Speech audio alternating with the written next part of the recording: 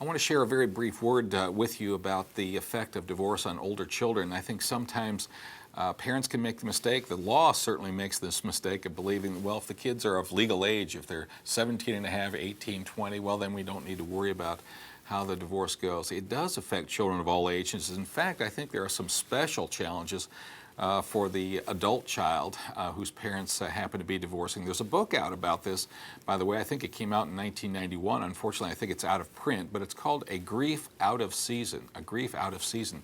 I think if you look on online services at Amazon or other bookstores, you will be able to pick up a copy of it. But that book points out that these children suffer from many of the same thoughts of younger children. Could I have fixed this? Was that my responsibility? Were there financial pressures maybe that my teenage years or college put on the family that caused this? Do I have to take sides? Is my love for my dad or my love for my mom going to insult or affect or injure my other parent?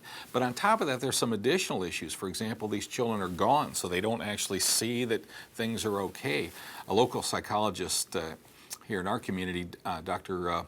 Berardi, has said that one of the big mistakes that parents can make is to think, well, we'll wait until the kids go off to college and then we'll divorce, and then the kids won't be affected by it. He says, in fact, this is one of the most fragile times in kids' lives. They're going to be gone. They're going to be worried when they're away. I know that when our daughter was away at college, she had a very close friend who was just devastated by his parents' divorce that had commenced after he had left, and I think was not progressing in a very civilized way.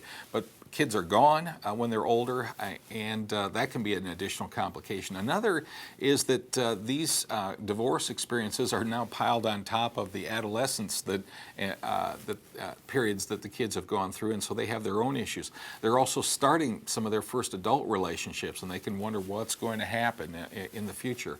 Another thought that, and this received some treatment in that book, A Grief Out of Season, is that kids who are older start to think, well, what were all those years about? Was that for real?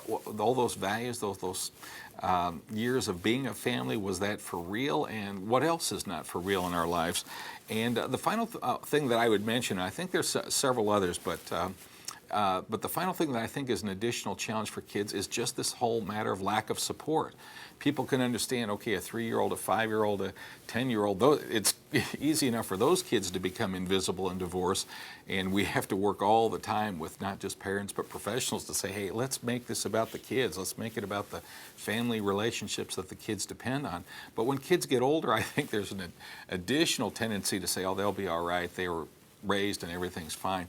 Well, they are deeply affected, and it's going to matter to them as much as it does to younger kids that the parents handle this in a cooperative, decent, adult, predictable way. And so if you have older children, please remember all these same lessons of the benefits of handling this in a way that is future-focused, child-focused, relationship-focused will apply in your case as well.